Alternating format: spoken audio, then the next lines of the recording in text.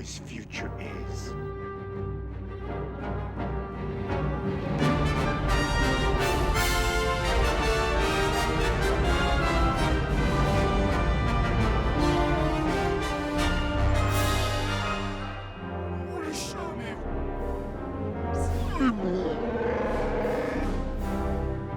Has anybody ever seen a pod race?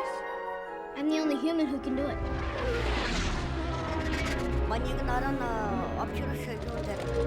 Roger, roger.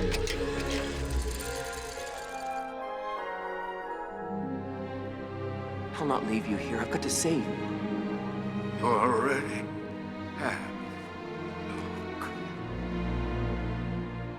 You're free as a carbonite.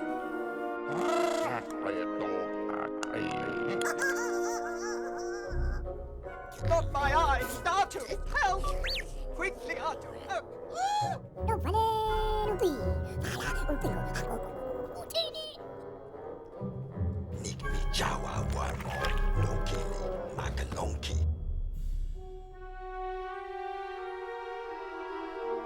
Is it possible to learn this power? Not from a Jedi.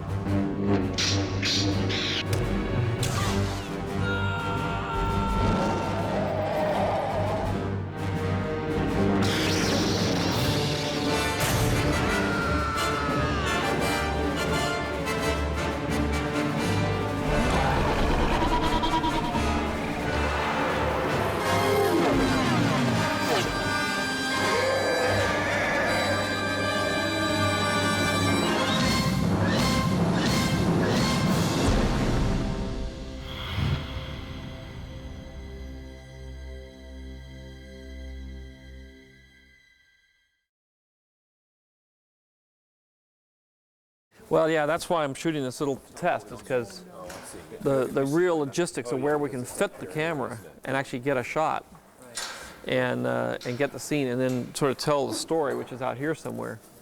It was amazing when George presented Phantom Menace to us. The idea that we could even do it in time or even do it at all seemed pretty much impossible. But we all just focused on it and just said, okay, let's do this, and divided the show up. The work was always conceived from the beginning to not so much do synthetic CG backgrounds, but to try to have those all be real. You know, real locations, real miniatures that we could do some work on. But the CG was used for the characters and for the compositing. And that's, I think, was really a good way to go, because at that time we didn't really have the tools to make landscapes and all look very real. And any time, I still feel this, any time that you can start with something real, you should use it, because it forces the work up to that level. And I think that combination of the two always keeps you sort of on your toes. Is this real or is this fake? But you buy into it and you believe it. In The Phantom Menace, we visit Naboo, which is the home planet of the Queen.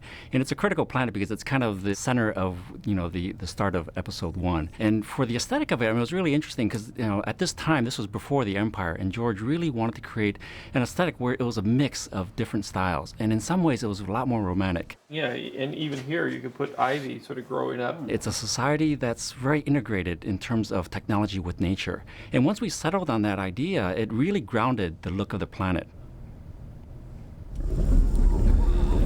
The big battle was pretty difficult at the time, because nobody up until that time had done a synthetic battle with like thousands of soldiers or people fighting each other, creatures fighting each other.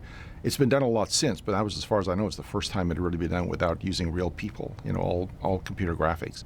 We didn't do any sort of crowd simulations or anything like that with emotions. They were all real motion capture or hand animated characters all the time that we just replicated over and over and shifted them around a little bit so that you couldn't tell one character was moving the same way as another. But then they get into a battle and we've got all the traditional sort of more Star Wars-y type explosions and stuff like that. And we used everything we could think of. Mostly there was a lot less computer graphics than people might think. We did a lot of stuff with real explosions, real miniature ships that you see going along on the ground that crash. We had a really nice model shop here, and at the time that seemed to be the best way to do it. And I still think it was, because it looks pretty good.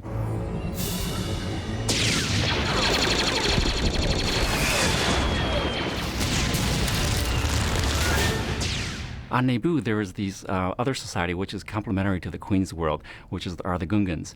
And it was really interesting because George had this brilliant idea of creating sort of this underwater society. The Gungans actually had this technology of force fields, and they can create these bubbles underneath the ocean. And that was a really fun thing to explore, because visually it's stunning, of course, because you're literally in a world of windows.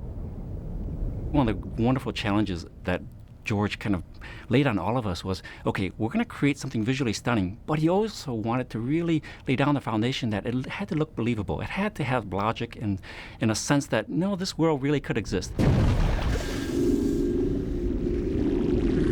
It really has to do with when you see the cut sequence, he's way down at the end of the tunnel. It's real tiny. Yeah. And you have to sort of say, oh, monster. Okay. The underwater sequence, I'd always wanted to do something like that, and especially wanted to do something with sort of that manta ray designed ship. George was pretty open and shot designs, and I came up with a lot of the stuff that showed the different size scales of the fish, how to, with ideas about how to set the shots up so that you always thought you were seeing a bigger fish, which is sort of the punchline to the entire sequence.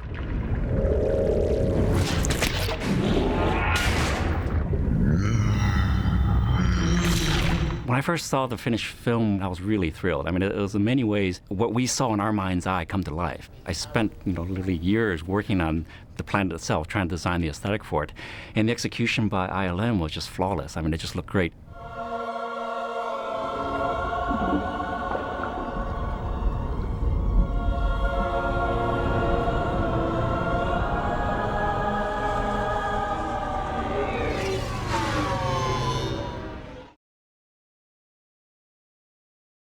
First off, it's an extraordinary story. It's the first story in the Star Wars cycle, and it's a great adventure story. And that's what I saw first when I read it and saw the photographs and the descriptions of these extraordinary planets and worlds that my character and various other characters explore and find themselves involved with. Second or third reading, it was. Yeah, it was like, oh yeah, there is this element to it now. Of course, these races of creatures and individuals and human puppets, they all depend on each other here.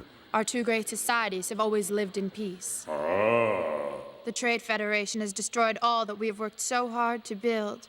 If we do not act quickly, all will be lost forever. I ask you to help us. George is making a very, very strong point through entertainment of that life needs each other, you know what I mean? It's like a tree needs the ground it grows on, the ground then needs man to kind of look after it. And in fact, my character makes a statement to this little boy who becomes my apprentice. Midichlorians are a microscopic life form that resides within all living cells. They live inside me. Inside your cells, yes. And we are symbionts with them. Symbionts? Life forms living together for mutual advantage. That we wouldn't live unless we had them, and yet if we saw them under a microscope, we'd see these kind of nasty little bug-like things that your instant reaction would be to kill it, but that is life. I don't understand. With time and training, Annie, you will. You will. It's about harmony, I guess, but told in a wonderful, entertaining, as I say, way, and full of action and full of a very, very interesting basic philosophy that we all need to be reminded of.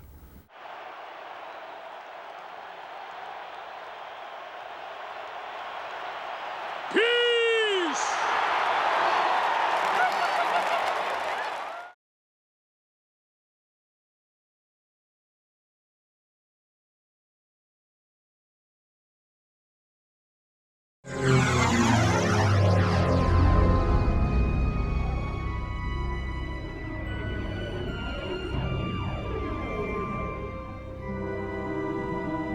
They must be important. The Viceroy sent one of those useless protocol gearheads to greet them.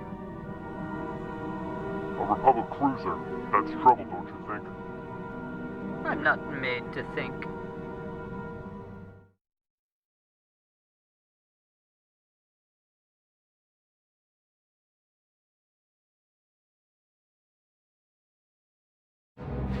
The droid command ship's been destroyed, Your Highness. Look.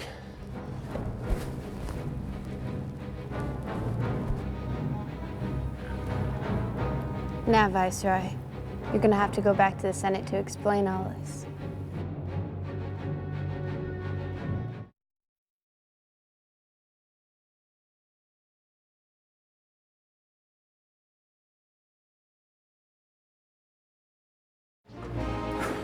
Well, we're all accounted for.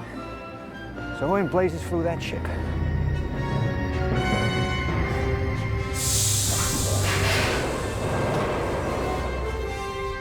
I'm not gonna get in trouble, am I?